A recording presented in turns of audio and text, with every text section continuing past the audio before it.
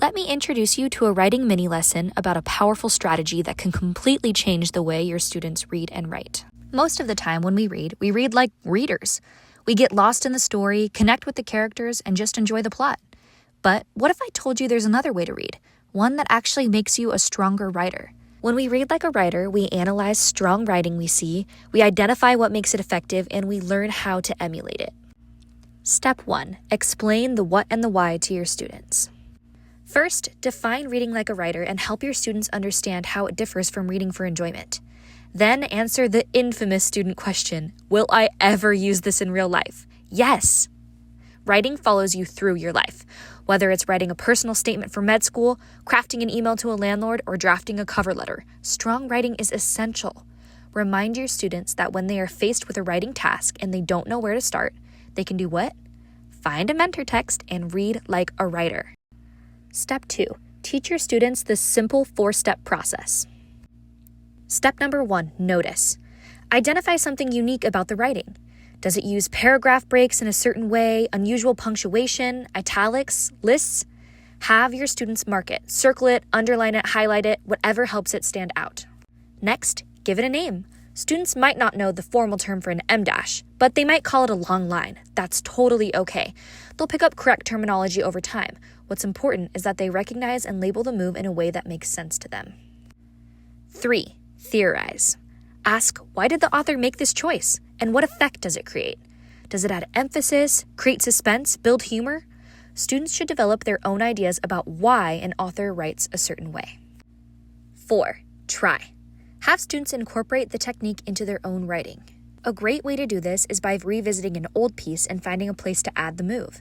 The step can feel a little clunky at first, even for experienced writers, so model it for them in real time. Show them how you would insert it into your own writing, even if it takes some tinkering. The next thing you're going to do is put it into practice. Go ahead and prepare your mentor text. I like to pick a passage that's filled with craft, but short. Just a few lines so it's easy to manage and leaves room for students to annotate. It's especially helpful if each student has their own small printed copy. That way they can cut it out and paste it into their notes. Make sure there's enough space below or beside it for a T-chart, which we will use for steps 2 and 3 of the activity. For this mini lesson, I've chosen to use a short passage from Darkly by Marisha Pessl.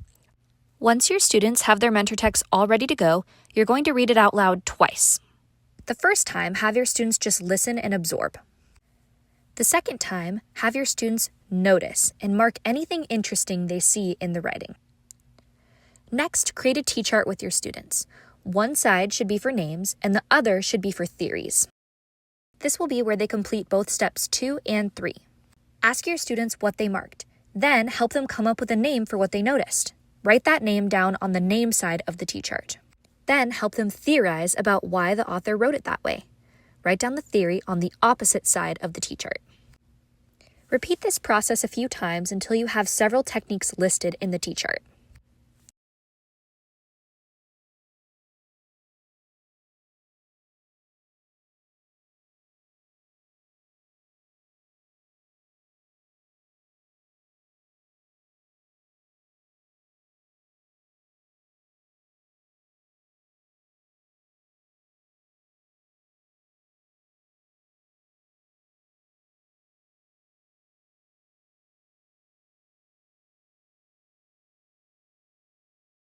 Now it's time to do step 4.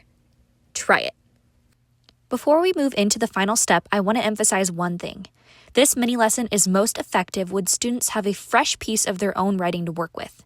Have them pull out something they wrote recently, ideally from earlier that day, so that they can easily revise and apply a new technique. Model this imitation right in front of them. This is vulnerable but so effective. When your students see you imitate one of these writerly moves in real time, it makes a difference. If you struggle for a moment, it helps them know that it takes practice. Sharing your writing with them also helps them feel comfortable sharing their own writing back. For example, here's a writer's notebook entry I wrote alongside my students just a few minutes before completing this mini lesson. I chose to imitate technique number 4 from my T-chart, personification. You can see here that I'm simply revising my first few lines to include that technique. This small change helps emphasize the sense of unease and discomfort in my writing, just like personification in the mentor text highlighted the creepiness of the factory. After you've modeled this revision step, give your students time to try it for themselves. They'll need to choose a technique from their T-chart, find a place in their writing to try it, and then share that try with a partner. Once everyone has shared, give them time to repeat all 4 steps of the mini lesson on their own. Notice, name, theorize, and finally, try.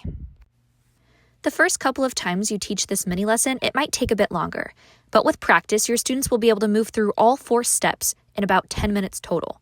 Here are a few tips for success. There's no right answer. Students will notice different things. They'll name them differently and have varying theories. That's good. This exercise teaches them that there's no single correct way to write. Repetition builds confidence.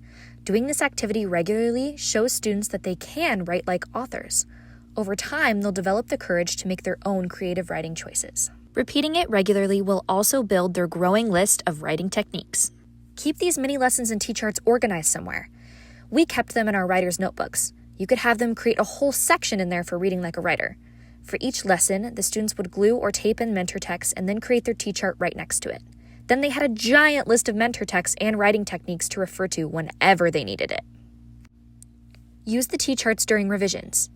Have your students revisit their Reading Like a Writer notes when it's time to revise their own writing. If a piece falls flat, they can use these techniques to add depth and flair. Trust me, when your students revisit their notes during revisions, their writing instantly levels up. Dull essays start to sparkle with voice and personality. So how can YA Lit Sidekick help me use this in my classroom? Well, for each Sidekick book review, I will include some pre-selected mentor texts I've chosen specifically for you to use with this mini lesson. You'll find mentor texts in each book review post by scrolling down to the Reading Like a Writer mentor text section. Each review features 2 to 3 carefully selected passages chosen for their strong writerly craft. It's that easy. Each week, you'll be prepped and ready to teach your students how to read like a writer. And as we know, reading like a writer is the first step to writing like one. Check back each week for a new book review and fresh mentor text passages to use in your classroom.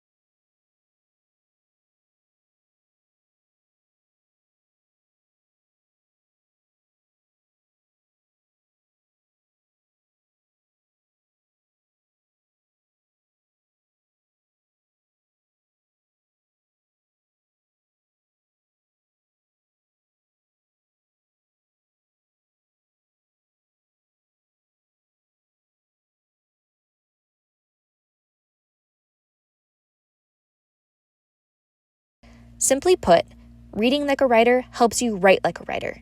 Teaching students to recognize and imitate strong writing will transform their confidence and skills. Try it in your classroom and watch your students grow. I will include pictures of the actual mentor text in the book for you to show your students. So all the hard work is done for you. Simply find my mentor text, show your students, and use the mini lesson listed above. Voila! You've helped them read like a writer and practice unique writing structure and craft. Watch your students' writing become more creative and effective, and see how their confidence grows. They'll be thinking of themselves as real writers in no time.